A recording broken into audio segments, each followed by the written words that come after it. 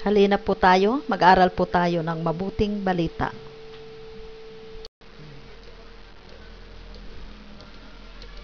Bible, panimulaing kaalaman bago lisanin ang mundo.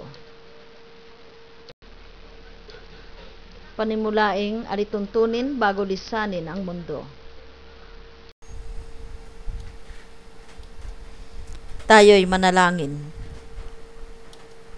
Dakilang Diyos na may likha ng langit at lupa, sa araw na ito, kami nagpupuri at nagpapasalamat sa walang hanggang pag-ibig mo sa amin. Aming Ama, sa ngalan po ng aming Panginoong Hesus, humihingi po kami ng kapatawaran sa araw na ito, upang kami karapat-dapat sa iyong mga salita, para malaman namin ang hiwaga nito at kapangyarihan. Kasihan mo po kami ng iyong Santong Espiritu upang ito'y maunawaan namin. Salamat po aming Ama. Sa ngalan ng aming Panginoong Hesus. Amen.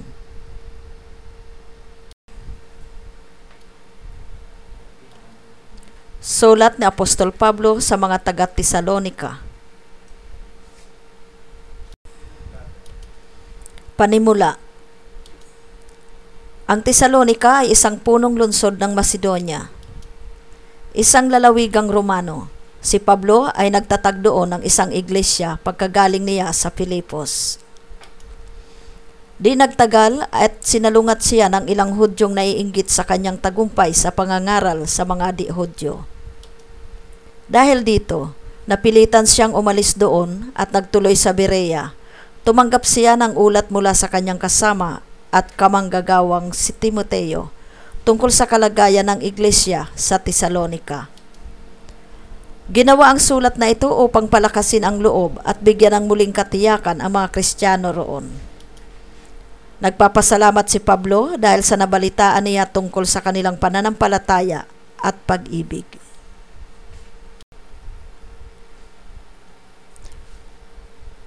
Unang Tesalonika 5:12-38. Pangwakas na tagubilin at pagbati.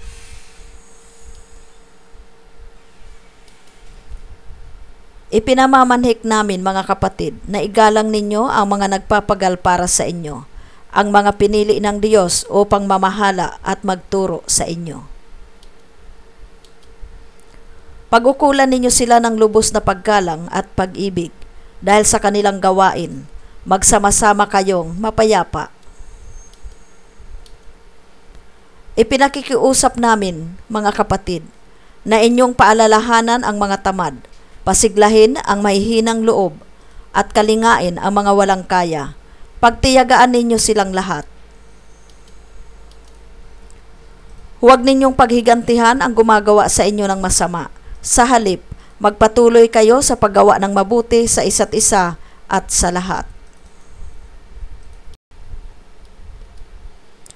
Magalak kayong lagi. Maging matiyaga sa pananalangin.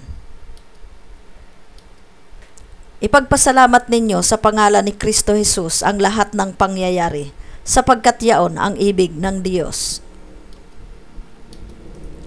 Huwag ninyong hadlangan ang Espiritu Santo. Huwag ninyong hamakin ang anumang pahayag mula sa Diyos. Suriin ninyo ang lahat ng bagay at pulutin ang mabuti. Lumayo kayo sa lahat ng uri ng kasamaan. Naway lubusan kayong pabanalin ng Diyos na siyang nagbibigay ng kapayapaan, at naway panatiliin niyang walang kapintasan ang buo ninyong katauhan, ang espiritu, kaluluwa, at katawan, hanggang sa pagparito ng ating Panginoong Hesukristo.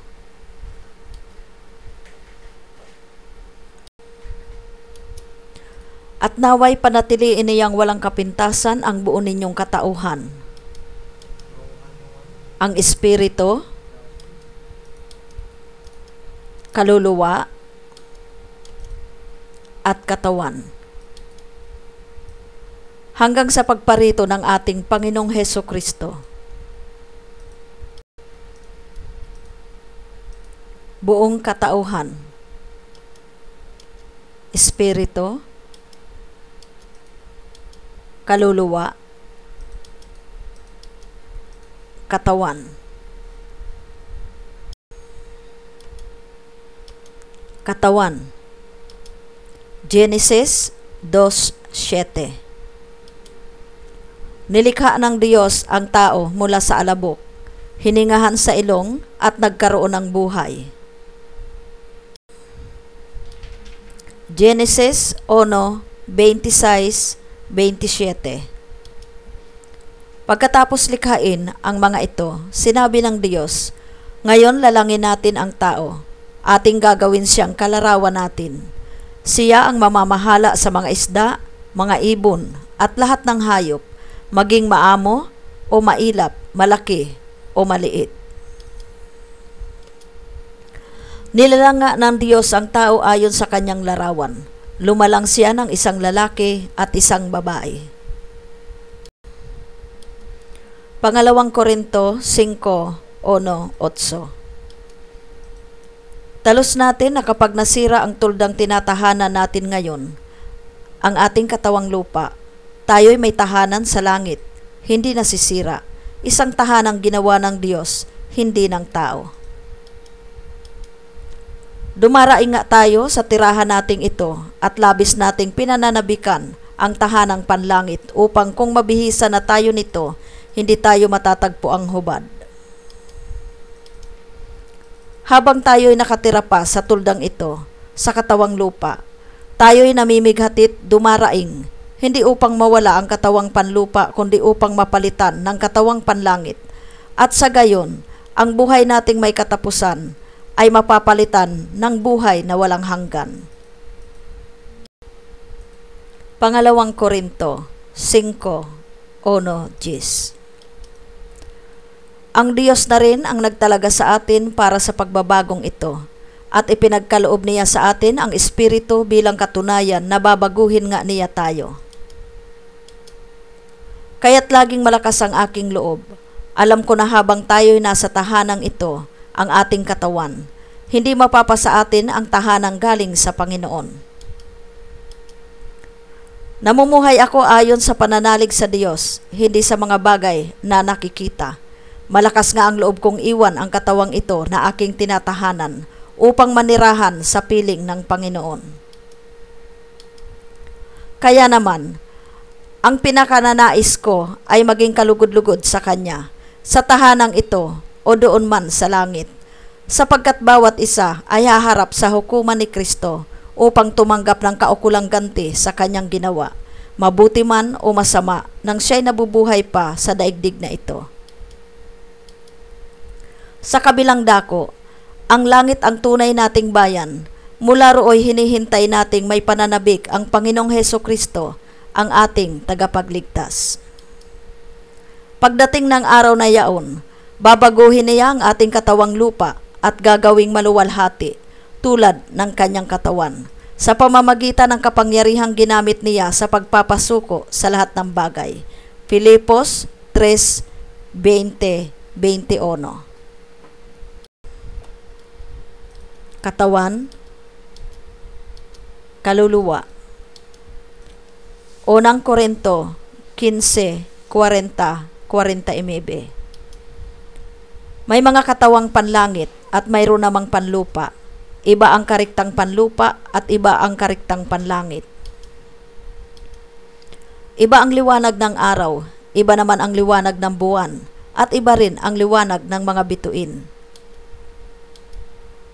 Ganyan din sa muling pagkabuhay, ang katawang inilibing ay mabubulok, ngunit di mabubulok kailanman ang katawang muling binuhay, pangit at walang kaya ng ilibing, maganda't malakas ng muling buhayin.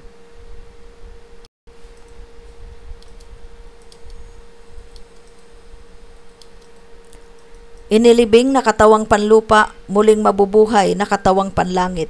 Kung may katawang panlupa, mayroon ding katawang panlangit. Ganito ang sinasabi sa kasulatan, Ang unang tao, si Adan, ay nilikhang binigyan ng buhay. Ang huling Adan ay espiritong nagbibigay buhay, ngunit hindi nauna ang panlangit. Ang panlupa muna bago ang panlangit. Ang unang Adan ay mula sa lupa, sapagkat nilikha sa alabok. Mula sa langit ang pangalawang Adan. Ang mga katawang panlupa ay tulad na nagmula sa lupa. Ang mga katawang panlangit ay tulad ng nagmula sa langit. Kung paanong tayo'y katulad ng taong nagmula sa lupa, darating ang araw na matutulad din tayo sa nanggaling sa langit. Katawan, kaluluwa, espiritu.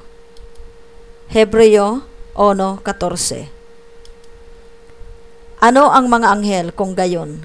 Sila'y mga espiritong naglilingkod sa Diyos at mga sinusugo niya upang tumulong sa mga maliligtas. Unang Korinto 2:9-12. Ganito ang sinasabi ng kasulatan: hindi pa nakikita ng mata, ni naririnig ng tainga, hindi pa rin sumasagi sa isip ng tao ang inihanda ng Diyos sa mga umiibig sa Kanya. Subalit ito'y inihayag ng Diyos sa atin sa pamamagitan ng Espiritu.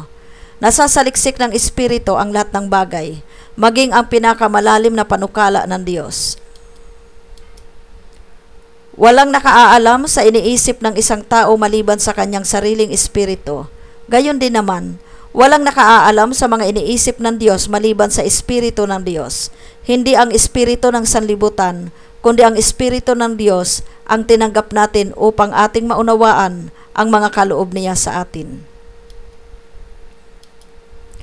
Kung paanong ang hamog ay nagpapasariwa sa lupa, gayon ang espiritu ng Diyos nagbibigay buhay sa mga patay. Isaias 26:19. Buong katauhan, espiritu, kaluluwa, katawan.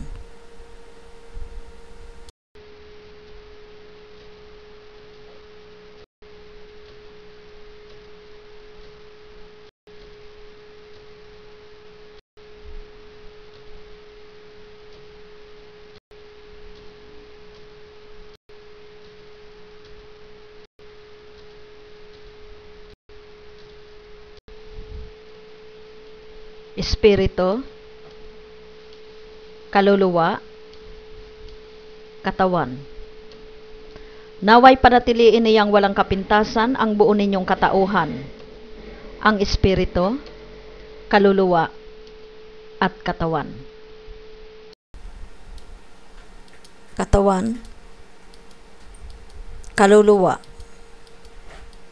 espiritu ng Diyos, espiritu ng sanlibutan, espiritu ng kadiliman. Espiritu ng sanlibutan, espiritu ng kadiliman. Ang buong sanlibutan ay nasa kapangyarihan ng Diablo. Unang Juan 5:19.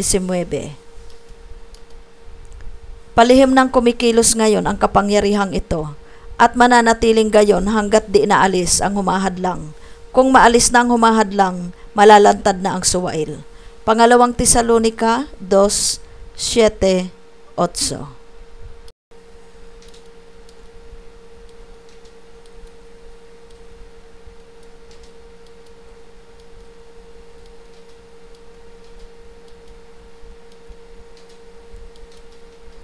Ang ipinanganak sa laman ay laman, at ang ipinanganak sa espiritu ay espiritu. Huwag kayong magtaka sa sinasabi ko sa inyo. Lahat ay kailangang ipanganak na muli. Juan 3:6-7. Ang lahat ng nalalantad ay naliliwanagan, at ang naliliwanagan ay nagiging liwanag. Kaya't gumising ka, ikaw na natutulog, magbangon ka mula sa mga patay, at liliwanagan ka ni Kristo.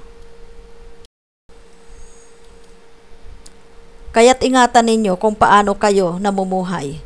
Mamuhay kayong tulad ng matatalino at di tulad ng mangmang, sapagkat masama ang takbo ng daigdig. Samantalahin ninyo ang bawat pagkakataon na kayo'y makagawa ng mabuti. Huwag kayong mga hangal. Unawain ninyo kung ano ang kalooban ng Panginoon. Huwag kayong maglalasing, sapagkat nakasisira iyan ng maayos na pamumuhay. Sa halip, ay sikapin ninyong mapuspos kayo ng Espiritu Santo. Efeso 5:13-18. May mga lungga ang mga asong gubat, at may mga pugad ang mga ibon. Ngunit ang anak ng tao'y wala man lamang matulugan o mapagpahingahan. Isa naman sa mga alagad ang nagsabi sa kanya, Panginoon, maaari po bang umuwi muna ako upang ipalibing ang aking ama? Ngunit sinabi ni Jesus, sumunod ka sa akin at ipaubaya mo na sa mga patay ang paglilibing ng kanilang mga patay. Mateo 8:21-22. Ang kasalan ay pumasok sa sanlibutan sa pamamagitan ng isang tao at ang kamatayan sa pamamagitan ng kasalanan niya. Dahil dito, lumaganap ang kamatayan sa lahat ng tao sapagkat ang lahat ay nagkasala. Roma 5:12. Ngunit ang mga anak mong namatay ay muling mabubuhay. Mga bangkay ay gigising at aawit sa galak. Kung paanong ang hamog ay nagpapasariwa sa lupa, gayon ang Espiritu ng Diyos nagbibigay buhay sa mga patay. Isaias 26:19. Lucas 11:24-26. Kapag lumabas mula sa isang tao ang masamang espiritu, ito'y gumagala sa mga tigang na lupa at naghahanap ng mapagpapahingahan.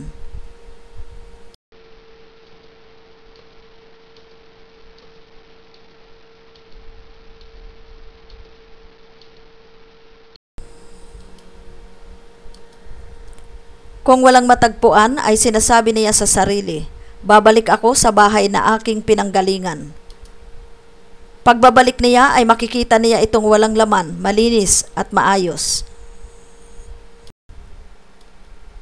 Kaya, yumayaon siya.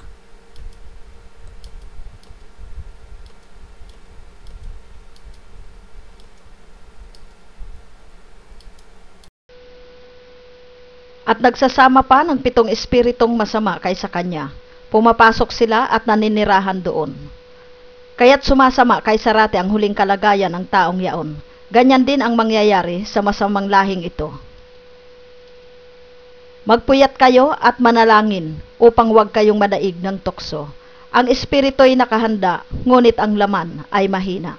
Marcos 14:38. Kahulugan ng pagbabalik ng masamang espiritu. Kapag ang isang tao ay sumampalataya, tinanggap si Jesus bilang Panginoon at tagapagligtas, ang taong ito ay pinatawad na at nilinis na ng banal na dugo ng Panginoon. Ito ang dahilan kung bakit ang espiritu ng kasamaan ay lumalabas mula sa tao, sapagkat nasusulat, kaya't ang sino mang nakipag-isa kay Kristo ay isa ng bagong nilalang, wala na ang dating pagkatao. Pangalawang Korinto 5:17. Ang masamang espiritu na lumabas sa tao ay gumagala, sapagkat nasusulat, humanda kayo at magbantay. Ang diablo na kaaway ninyo ay parang liyong umaatungal at aali-aligid na humahanap ng masisila. Unang Pedro 5:8. Kung walang matagpuan ang masamang espiritu ay sinasabi niya sa sarili, babalik ako sa bahay na aking pinanggalingan, at sa pagbabalik niya na walang nananahan na espiritu ng Diyos, yumayaon ang masamang espiritu at magsasama pa ng 7 espiritong masama pa kaysa sa kanya. Ang babaeng nahuli sa pakikiapid. Juan 8. Mga babaeng pinagaling ni Jesus sa masasamang espiritu at mga karamdaman. Si Maria na tinatawag na Magdalena, mula sa kanya ay 7 demonyo ang pinalayas. Lucas 8:1-2. At pinagbili ng huwag ng magkasala. Juan 8:11.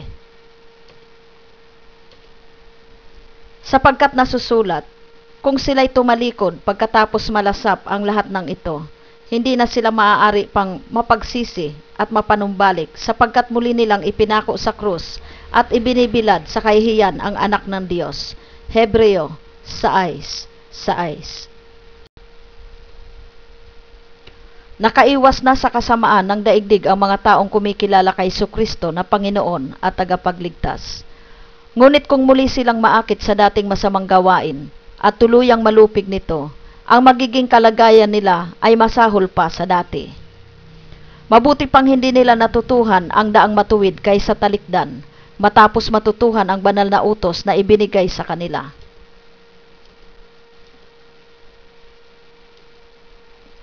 Kung magkagayon, angkop na angkop sa kanila ang kasabihang, ang aso ay hayop, likas ang damdamin, na sa isinusuka ay nagbabalik din.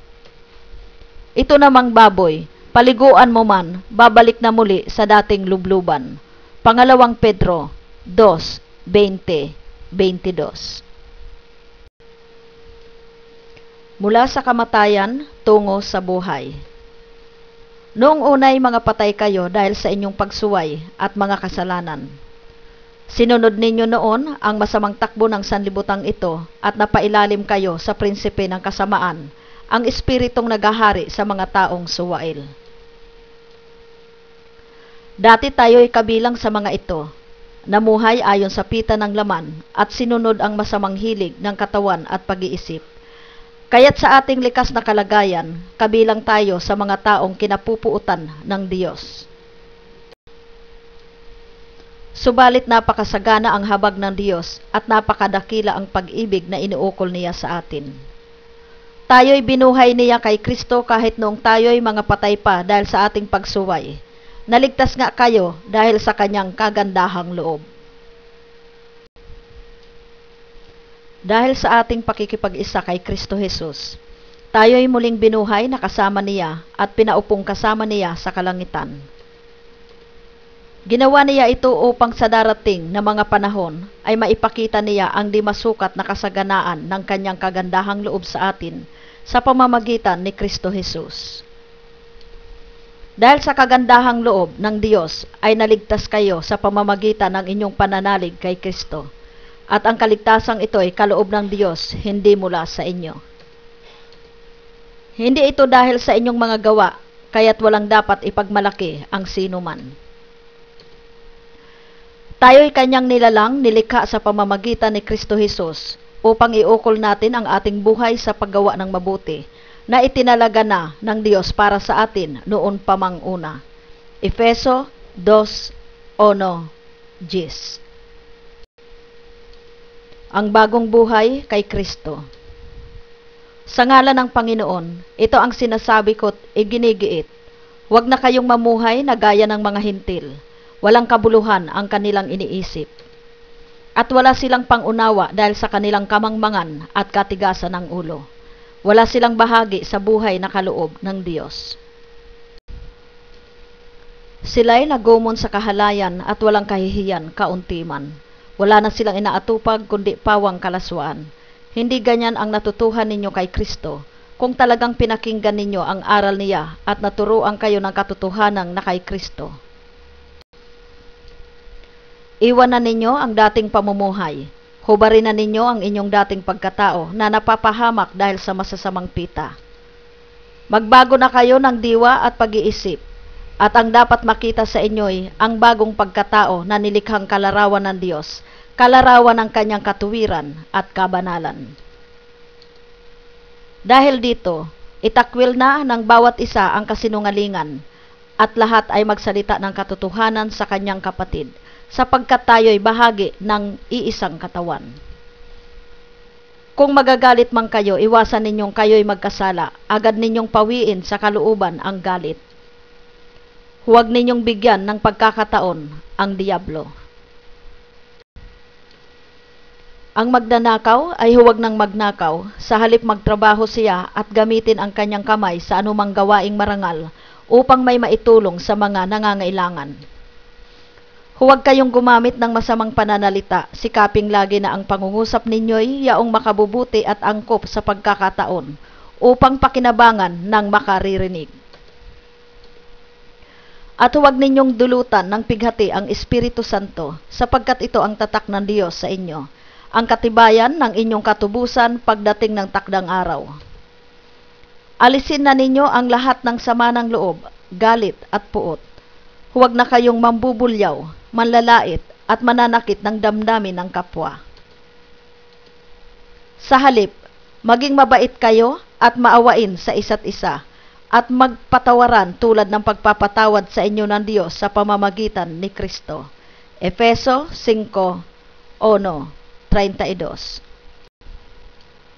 Ang dati at bagong buhay.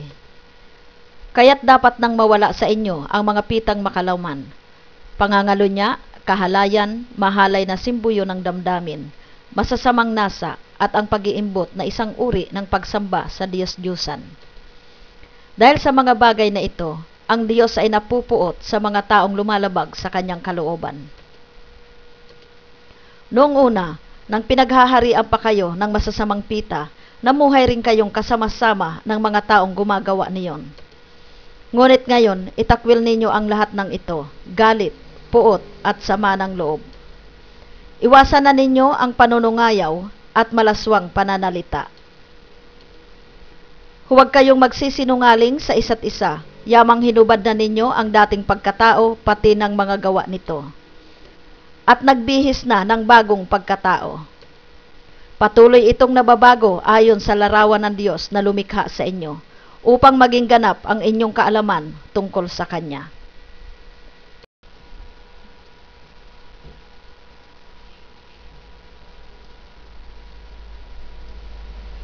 Ang ipinanganak sa laman ay laman. Hindi maikakaila ang mga gawa ng laman. Pangangalunya, karimari-marim na pamumuhay, kahalayan, pagsamba sa Diyos-Diyusan, pangkukulam, pagkapuot, pagkagalit, paninibugho, kasakiman, pagkakabahabahagi, pagkakampi-kampi, pagkainggit, paglalasing, walang taros na pagsasaya at iba pang tulad nito. Binabalaan ko kayo tulad noong una. Hindi tatanggapin sa kaharian ng Diyos ang gumagawa ng gayong mga bagay. Galacia 5:19-21.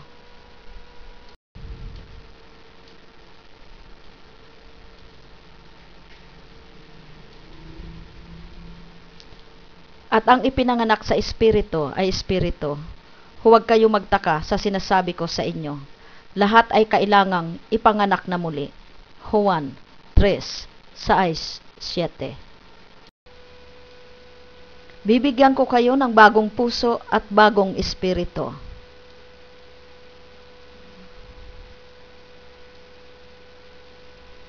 Ang masuwayin ninyong puso ay gagawin kong masunurin.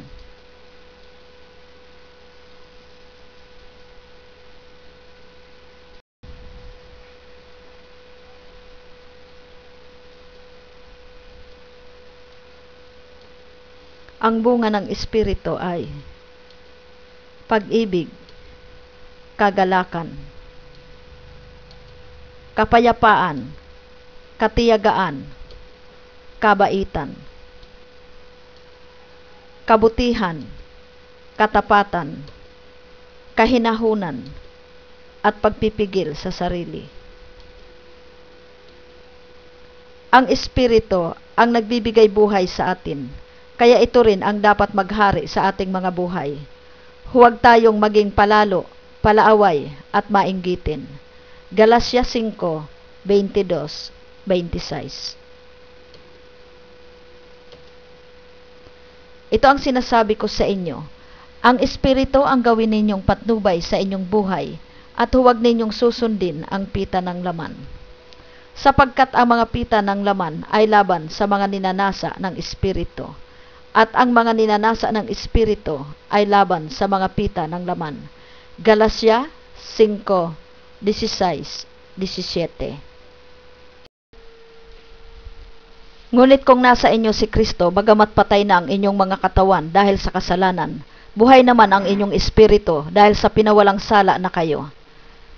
Kung nananahan sa inyo ang Espiritu ng Diyos na siyang muling bumuhay kay Hesukristo, ang Diyos ding iyan ang magbibigay ng buhay sa inyong mga katawang mamamatay sa pamamagitan ng kanyang Espiritong nananahan sa inyo. Roma 8:10-11. Tayo'y manalangin. Ama naming Diyos, maraming salamat po sa iyong mga salita, sa karunungan at kabatiran nito. Tunay nga pong ikaw ang lumikha ng sangkatauhan. Dalangin namin na ang aming mga natutuhan sa pamamagitan ng Panginoong Hesus na siyang salita at Espiritu na nagkakaloob sa amin ng karunungan at kapangyarihan, upang ito'y maunawaan namin. Dalangin namin na pagpalain mo kami, lumago kami sa pananampalataya at makita sa aming buhay ang kapangyarihan nito. Salamat Ama sa pangalan ng aming Panginoong Hesus. Amen. Hanggang dito na lamang po tayo. Hanggang sa susunod na pag-aaral natin. God bless sa ating pong lahat.